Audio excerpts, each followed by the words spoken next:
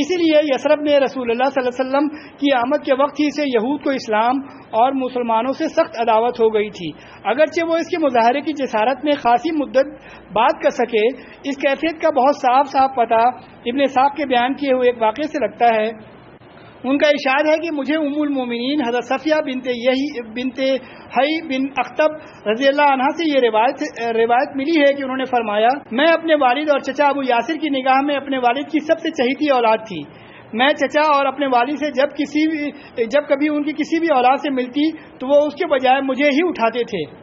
جب رسول اللہ صلی اللہ علیہ وسلم تشریف لائے اور قبا میں بنو عمرو بن عوف کے یہاں نزول فرما ہوئے تو میرے والد یحییٰ بن اخطب اور میرے چچا ابو یاسر آپ صلی اللہ علیہ وآلہ وسلم کی خدمت میں حاضر ہوئے اور غروب آفتاب کے بعد واپس آئے، بالکل تھکے ماندے، گرتے پڑتے، لڑکھڑاتے چال چلتے ہوئے۔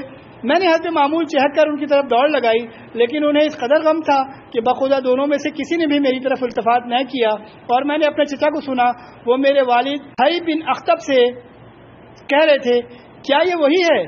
انہوں نے کہا ہاں خدا کی قسم۔ چچا نے کہا آپ انہیں ٹھیک ٹھیک پہچان رہے ہیں؟ والد نے کہا ہاں۔ چچا نے کہا تو اب آپ کے دل میں ان کے متعلق کیا ارادے ہیں؟ والد نے کہا عداوت، خدا کی قسم جب تک زندہ رہوں گا۔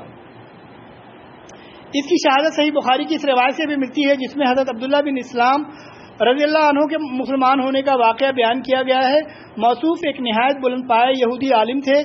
آپ کو جب بنو نجار میں رسول اللہ صلی اللہ علیہ وسلم کی تشریف آوری کی خبر ملی تو وہ آپ صلی اللہ علیہ وسلم کی خدمت میں باجلت تمام حاضر ہوئے اور چند سوالات پیش کیے جنہیں صرف نبی ہی جانتا ہے، اور جب نبی کی طرف سے ان کے جوابات سنے تو وہی اسی وقت مسلمان ہو گئے۔ پھر آپ سے کہا کہ یہود ایک بہتان باز قوم ہے، اگر ان سے قبل کہ آپ کچھ دریافت فرمائیں میرے اسلام لانے کا پتہ لگ گیا تو آپ کے پاس مجھ پر بہتان تراشیں گے، لہذا رسول اللہ صلی اللہ علیہ وسلم نے یہود کو بلا بھیجا۔ وہ آئے اور ادھر عبداللہ بن سلام گھر کے اندر چھپ گئے تو رسول اللہ صلی اللہ علیہ وسلم نے دریافت فرمایا، عبداللہ بن سلام تمہارے اندر کیسے آدمی ہیں؟ انہوں نے کہا ہمارے سب سے بڑے عالم ہیں اور سب سے بڑے عالم کے بیٹے ہیں، ہمارے سب سے اچھے آدمی ہیں اور سب سے اچھے آدمی کے بیٹے ہیں۔ ایک روایت کے الفاظ میں یہ ہیں کہ ہمارے سردار ہیں اور ہمارے سردار کے بیٹے ہیں، اور ایک دوسری روایت کے الفاظ یہ ہیں کہ ہمارے سب سے اچھے آدمی ہیں اور سب سے اچھے آدمی کے بیٹے ہیں، اور ہم ہیں سب سے افضل ہیں اور سب سے افضل آدمی کے بیٹے ہیں۔ رسول اللہ صلی اللہ علیہ وسلم نے فرمایا اچھا یہ بتاؤ اگر عبداللہ مسلمان ہو جائیں تو؟ یہود نے 2 یا 3 بار کہا اللہ ان کو اس سے محفوظ رکھے۔ اس کے بعد حضرت عبداللہ بن سلام رضی اللہ عنہ برآمد ہوئے اور فرمایا اشہد ان لا الہ الا اللہ واشہد ان محمدا عبدہ رسولہ، میں گواہی دیتا ہوں کہ اللہ کے سوا کوئی لائق عبادت نہیں، اور گواہی دیتا ہوں کہ محمد اللہ کے رسول ہیں۔ اتنا سننا تھا کہ یہود بول پڑے یہ ہمارا سب سے برا آدمی ہے اور سب سے برے آدمی کا بیٹا ہے، اور اسی وقت ان کی برائیاں شروع کر دیں۔ ایک روایت میں ہے کہ اس پر حضرت عبداللہ بن سلام نے فرمایا اے جماعت یہود اللہ سے ڈرو، اس اللہ کی قسم جس کے سوا کوئی معبود نہیں، تم لوگ جانتے ہو کہ آپ صلی اللہ علیہ وآلہ وسلم اللہ کے رسول ہیں اور آپ حق لے کر تشریف لائے، لیکن یہودی نے کہا کہ تم جھوٹ بولتے ہو۔ یہ پہلا تجربہ تھا جو رسول اللہ صلی اللہ علیہ وسلم کو یہود کے متعلق ہوا اور مدینے میں داخلے کے پہلے ہی دن حاصل ہوا۔ جب مسلمان کسی طرح کوئی 500 کلومیٹر دور مدینہ کی سرزمین پر پہنچے تو قریش نے اپنی ساکھ کا فائدہ اٹھاتے ہوئے گھناؤنا سیاسی کردار انجام دیا، یعنی یہ چونکہ حرم کے باشندے اور بیت اللہ کے پڑوسی تھے اور اسی کی وجہ سے انہیں اہل عرب کے درمیان قیادت اور دنیاوی ریاست کا منصب حاصل تھا، اس لیے انہوں نے جزیرۃ العرب کے دوسرے مشرکین کو بھڑکا اور ورغلا کر مدینے کا تقریباً بائیکاٹ کرا دیا، جس کی وجہ سے مدینے کی درآمد داد نہایت مختصر رہ گئیں، جبکہ وہاں مہاجرین پناہ گیروں کی تعداد روز بروز بڑھتی جا رہی تھی۔ در حقیقت مکے کی ان سرکشوں اور مسلمانوں کے اس نئے وطن کے درمیان حالت جنگ قائم ہو چکی تھی، اور یہ نہایت احمقانہ بات ہے کہ اس جھگڑے کا الزام مسلمانوں کے سر ڈالا جائے۔ مسلمانوں کو حق پہنچتا تھا کہ جس طرح ان کے اموال ضبط کیے گئے تھے اسی طرح وہ بھی ان سرکشوں کے اموال ضبط کر لیں، جس طرح انہیں ستایا گیا تھا اس طرح وہ بھی ان سرکشوں کو ستائیں، اور جس طرح مسلمانوں کی زندگی کے آگے یہ رکاوٹیں کھڑی کی گئی تھیں اسی طرح مسلمان بھی ان سرکشوں کی زندگی کے آگے رکاوٹیں کھڑی کریں اور ان سرکشوں کو جیسے کو تیسا والا بدلہ دیں تاکہ انہیں مسلمانوں کو تباہ کرنے اور بےخوبن سے اکھاڑنے کا موقع نہ مل سکے۔ یہ تھے وہ قضایا اور مسائل جن سے رسول اللہ صلی اللہ علیہ وسلم کو مدینہ تشریف لانے کے بعد بحیثیت رسول و ہادی اور امام قائد واسطہ درپیش تھا۔ رسول اللہ صلی اللہ علیہ وسلم نے ان تمام مسائل کے تئیں مدینے میں پیغمبرانہ کردار اور قائدانہ رول ادا کیا، اور جو قوم نرمی و محبت یا سختی و درستی جیسی سلوک کی مستحق نہ تھی اس کے ساتھ وہی سلوک کیا، اور اس میں کوئی شبہ نہیں کہ رحمت و محبت کا پہلو سختی اور درستی پر غالب تھا۔ اس کے بعد نبی صلی اللہ علیہ وسلم کا پہلا قدم یہ تھا کہ آپ نے مسجد نبوی کی تعمیر شروع کی اور اس کے لیے وہی جگہ منتخب کی جہاں آپ کی اونٹنی بیٹھی تھی۔ اس زمین کے مالک 2 یتیم بچے تھے۔ آپ نے ان سے یہ زمین قیمتاً خریدی اور بنفس نفیس مسجد کی تعمیر میں شریک ہو گئے۔ آپ اینٹ اور پتھر ڈھوتے اور ساتھ ہی فرماتے جاتے، اے اللہ، زندگی تو بس آخرت کی زندگی ہے، پس انصار و مہاجرین کو بخش دے۔ یہ بھی فرماتے، یہ بوجھ خیبر کا بوجھ نہیں ہے، یہ ہمارے پروردگار کی قسم زیادہ نیک اور پاکیزہ ہے۔ آپ کے اس طرز عمل سے صحابہ کرام کے جوش و خروش اور سرگرمی میں بڑا اضافہ ہو جاتا تھا۔ چنانچہ صحابہ کرام فرماتے، اگر ہم بیٹھے رہے اور نبی صلی اللہ علیہ وسلم کام کرتے رہے تو ہمارا یہ کام گمراہی کا کام ہوگا۔ اس زمانے میں مشرکین کی چند قبریں تھیں، کچھ ویرانہ بھی تھا، کچھ کھجور اور غرقت کے چند درخت بھی تھے۔ رسول اللہ صلی اللہ علیہ وسلم نے مشرکین کی قبریں اکھڑوا دیں، ویرانہ برباد کر دیا اور کھجوروں اور درختوں کو کاٹ کر قبلے کی جانب لگا دیا۔ اس طرح اس وقت قبلہ بیت المقدس تھا۔ دروازے کے بازو کے دونوں پائے پتھر کے بنائے گئے، دیواریں کچی اینٹ اور گارے سے بنائی گئیں، چھت پر کھجور کی شاخیں اور پتے ڈلوائے گئے اور کھجور کے تنوں کے کھمبے بنا دیے گئے۔ زمین پر ریت اور چھوٹی چھوٹی کنکریاں بچھا دی گئیں۔ 3 دروازے لگائے گئے۔ قبلے کی دیوار سے پچھلی دیوار تک 100 ہاتھ لمبائی تھی، چوڑائی بھی اتنی یا اس سے کچھ کم تھی، بنیاد تقریباً 3 ہاتھ گہری تھی۔ آپ نے مسجد کے بازو میں چند مکانات بھی تعمیر کیے جن کی دیواریں کچی اینٹ کی تھیں اور چھتیں کھجور کے تنوں کی کڑیاں دے کر کھجور کی شاخ اور پتوں سے بنائی گئی تھیں۔ یہی آپ کی ازواج مطہرات کے حجرے تھے، اور ان حجروں کی تعمیر مکمل ہو جانے کے بعد آپ حضرت ابو ایوب انصاری کے مکان سے یہی منتقل ہو گئے۔ مسجد محض ادائے نماز ہی کے لیے نہ تھی بلکہ یہ ایک یونیورسٹی تھی جس میں مسلمان اسلامی تعلیمات و ہدایت کا درس حاصل کرتے تھے، اور ایک محفل تھی جس میں مدتوں جاہلی کشاکش و نفرت اور باہمی لڑائیوں سے دوچار رہنے والے قبائل کے افراد اب میل محبت سے مل جل کر رہ رہے تھے۔ نیز یہ ایک مرکز تھا جہاں سے اس ننھی سی ریاست کا سارا نظام چلایا جاتا تھا اور مختلف قسم کی مہمیں بھیجی جاتی تھیں۔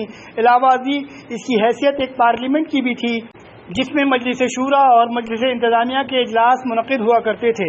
ان سب کے ساتھ ساتھ یہ مسجد ہی ان فقراء و مہاجرین کی ایک خاصی بڑی تعداد کا مسکن تھی جن کا وہاں پر کوئی نہ مکان تھا، نہ مال اور نہ اہل و عیال۔ پھر اوائل ہجرت ہی میں اذان بھی شروع ہوئی۔ یہ ایک لاہوتی نغمہ تھا جو روزانہ 5 بار افق میں گونجتا تھا اور جس سے پورا عالم وجود لرز اٹھتا تھا۔ اس سلسلے میں حضرت عبداللہ بن زید بن عبد ربی رضی اللہ عنہ کے خواب کا واقعہ معروف ہے۔ جس طرح رسول اللہ نے مسجد نبوی کی تعمیر کا اہتمام فرما کر باہمی اجتماع اور میل و محبت کے ایک مرکز کو وجود بخشا، اسی طرح آپ نے تاریخ انسانی کا ایک اور نہایت تابناک کارنامہ انجام دیا جسے مہاجرین و انصار کے درمیان مواخات اور بھائی چارے کے عمل کا نام دیا جاتا ہے۔ ابن قیم لکھتے ہیں، پھر رسول اللہ صلی اللہ علیہ وآلہ وسلم نے حضرت انس بن مالک کے مکان میں مہاجرین و انصار کے درمیان بھائی چارہ کرایا۔ کل 90 آدمی تھے، آدھے مہاجرین اور آدھے انصار۔ بھائی چارے کی بنیاد یہ تھی کہ یہ ایک دوسرے کے غمخوار ہوں گے اور موت کے نزدیک قرابت داروں کے بجائے یہی ایک دوسرے کے وارث ہوں گے۔ وراثت کا یہ حکم جنگ بدر تک قائم رہا۔ پھر یہ آیت نازل ہوئی کہ نزدیک قرابت دار دوسرے قرابت داروں کے زیادہ حقدار ہیں وراثت میں، تو انصار و مہاجرین میں باہمی توارث کا حکم ختم کر دیا گیا، لیکن بھائی چارے کا عہد باقی رہا۔ کہا جاتا ہے کہ آپ نے ایک اور بھائی چارہ کرایا جو خود باہم مہاجرین کے درمیان تھا، لیکن پہلی بات ثابت ہے۔ یوں بھی مہاجرین اپنے باہمی اسلامی اخوت، وطنی اخوت اور رشتے و قرابت داری کی اخوت کی بنا پر آپس میں اب مزید کسی بھائی چارے کے محتاج نہ تھے، جبکہ مہاجرین اور انصار کا معاملہ اس سے مختلف تھا۔ اس بھائی چارے کا مقصود، جیسا کہ محمد غزالی نے لکھا ہے، یہ تھا کہ جاہلی عصبتیں تحلیل ہو جائیں، ہمیت و غیرت جو کچھ ہو وہ اسلام کے لیے ہو، نسل، رنگ اور وطن کے امتیازات مٹ جائیں، بلندی و پستی کا معیار انسانی تقوی کے علاوہ کچھ نہ ہو۔ رسول اللہ نے اس بھائی چارے کو محض کھوکھلے الفاظ کا جامہ نہیں پہنایا تھا، بلکہ اسے ایک ایسا نافذ العمل عہد و پیمان قرار دیا تھا جو خون اور مال سے مربوط تھا۔ یہ خالی خولی سلامی مبارکباد نہ تھی کہ زبان پر روانی کے ساتھ ساتھ جاری رہے مگر نتیجہ کچھ نہ ہو، بلکہ اس بھائی چارے کے ساتھ ایثار و غمگساری اور ممانست کے جذبات بھی مخلوط تھے۔ اسی لیے اس نے نئے معاشرے کو بڑے نادر اور تابناک کارناموں سے پر کر دیا تھا۔ چنانچہ صحیح بخاری میں مروی ہے کہ مہاجرین جب مدینہ تشریف لائے تو رسول اللہ نے حضرت عبد الرحمن بن عوف اور سعد بن ربیعہ کے درمیان بھائی چارہ کرا دیا۔ اس کے بعد آپ نے حضرت سعد اور حضرت عبد الرحمن سے کہا، انصار میں میں سب سے زیادہ مالدار ہوں، آپ میرا مال 2 حصوں میں بانٹ کر آدھا لے لیں، اور میری 2 بیویاں ہیں، آپ دیکھ لیں جو زیادہ پسند ہو مجھے بتا دیں، میں اسے طلاق دے دوں اور عدت گزرنے کے بعد آپ اسے شادی کر لیں۔ حضرت عبد الرحمن نے کہا، اللہ آپ کے اہل اور مال میں برکت دے، آپ لوگوں کا بازار کہاں ہے؟ لوگوں نے بنو قینقاع کا بازار بتلا دیا۔ وہ واپس آئے تو ان کے پاس کچھ فاضل پنیر اور گھی تھا۔ اس کے بعد وہ روزانہ جاتے رہے، پھر ایک دن آئے تو ان پر زردی کا اثر تھا۔ نبی صلی اللہ علیہ وآلہ وسلم نے دریافت فرمایا، یہ کیا ہے؟ انہوں نے کہا، میں نے شادی کی ہے۔ آپ صلی اللہ علیہ وآلہ وسلم نے فرمایا، عورت کو مہر کتنا دیا ہے؟ بولے 1 گٹھلی کہ ہم وزن سونا۔ اس طرح ابو ہریرہ سے ایک روایت آئی ہے کہ انصار نے نبی سے عرض کیا، آپ ہمارے درمیان اور ہمارے بھائیوں کے درمیان ہمارے کھجور کے باغات تقسیم فرما دیں۔ آپ نے فرمایا نہیں۔ انصار نے کہا، تب آپ لوگ یعنی مہاجرین ہمارا کام کر دیا کریں اور ہم پھل میں لوگوں کو شریک رکھیں گے۔ انہوں نے کہا، ٹھیک ہے، ہم نے بات سنی اور مانی۔ اس سے اندازہ کیا جا سکتا ہے کہ انصار نے کس طرح بڑھ چڑھ کر اپنے مہاجر بھائیوں کا اعزاز و کرام کیا تھا اور کس قدر محبت، خلوص، ایثار اور قربانی سے کام لیا تھا، اور مہاجرین ان کی اس کرم نوازش کی کتنی قدر کرتے تھے۔ چنانچہ انہوں نے اس کا کوئی غلط فائدہ نہیں اٹھایا، بلکہ ان سے صرف اتنا ہی حاصل کیا جس سے وہ اپنی ٹوٹی ہوئی معیشت کی کمر سیدھی کر سکتے تھے۔ اور حق یہ ہے کہ یہ بھائی چارہ ایک نادر حکمت، حکیمانہ سیاست اور مسلمانوں کو درپیش بہت سارے مسائل کا حل تھا۔ بھائی چارے کی طرح رسول اللہ صلی اللہ علیہ وآلہ وسلم نے ایک اور عہد و پیمان کروایا جس کے ذریعے ساری جاہلی کشاکش اور قبائلی کشمکش کی بنیاد ڈھا دی اور دور جاہلیت کے رسم و رواج کے لیے کوئی گنجائش نہ چھوڑی۔ اس پیمان کو اس کی دفاع سمیت مختصراً پیش کیا جا رہا ہے۔ یہ تحریر ہے محمد کی جانب سے قریشی، یثربی اور ان کے تابع ہو کر ان کے ساتھ لاحق ہونے اور جہاد کرنے والے مومنین اور مسلمانوں کے درمیان کہ یہ سب اپنے ماسوا انسانوں سے الگ ایک امت ہیں۔ مہاجرین قریش اپنی سابقہ حالت کے مطابق باہم دید کی ادائیگی کریں گے اور مومنین کے درمیان معروف اور انصاف کے ساتھ اپنے قیدی کا فدیہ دیں گے، اور انصار کے تمام قبیلے اپنی سابقہ حالت کے مطابق باہم دید کی ادائیگی کریں گے، اور ان کا ہر گروہ معروف طریقے پر اور اہل ایمان کے درمیان انصاف کے ساتھ اپنے قیدی کا فدیہ ادا کرے گا، اور اہل ایمان اپنے درمیان کسی بےکس کا فدیہ یا دید کے معاملے میں معروف طریقے کے مطابق عطا و نوازش سے محروم نہ رکھیں گے، اور سارے راست باز مومنین اس شخص کے خلاف ہوں گے جو ان پر زیادتی کرے گا یا اہل ایمان کے درمیان ظلم اور گناہ اور زیادتی اور فساد کی راہ کا بویا ہوگا، اور یہ کہ ان سب کے ہاتھ اس شخص کے خلاف ہوں گے، خواہ وہ ان میں سے کسی کا لڑکا ہی کیوں نہ ہو۔ کوئی مومن کسی مومن کو کافر کے بدلے قتل کرے گا اور نہ ہی کسی مومن کے خلاف کسی کافر کی مدد کرے گا، اور اللہ کا ذمہ ایک ہوگا۔ ایک معمولی آدمی کا دیا ہوا ذمہ بھی سارے مسلمان پر لاگو ہوگا۔ جو یہود ہمارے پیروکار ہو جائیں ان کی مدد کی جائے گی، اور وہ دوسرے مسلمانوں کے لیے مثل ہوں گے، نہ ان پر ظلم کیا جائے گا اور نہ ان کے خلاف تعاون کیا جائے گا۔ مسلمانوں کی صلح ایک ہوگی۔ کوئی مسلمان کسی مسلمان کو چھوڑ کر قتال فی سبیل اللہ کے سلسلے میں مصالحت نہیں کرے گا، بلکہ سب کے سب برابری اور عدل کی بنیاد پر کوئی عہد و پیمان کریں گے۔ مسلمان اس خون میں ایک دوسرے کے مساوی ہوں گے جسے کوئی فی سبیل اللہ بہائے گا۔ کوئی مشرک قریش کی جان یا مال کو پناہ نہیں دے سکتا اور نہ کسی مومن کے آگے کی حفاظت کے لیے رکاوٹ بن سکتا ہے۔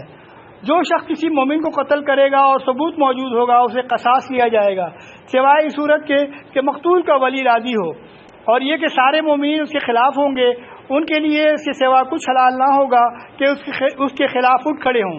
کسی مومن کے لیے حلال نہ ہوگا کہ کسی ہنگامہ برپا کرنے والے یا بدعتی کی مدد کرے اور اسے پناہ دے، اور اس کی مدد کرے گا یا اسے پناہ دے گا، اس پر قیامت کے دن اللہ کی لعنت اور اس کا غضب ہوگا، اور اس کا فرض و نفل کچھ بھی قبول نہ کیا جائے گا۔ تمہارے درمیان جو بھی اختلاف رونما ہوگا اسے اللہ عز و جل اور محمد صلی اللہ علیہ وسلم کی طرف پلٹایا جائے گا۔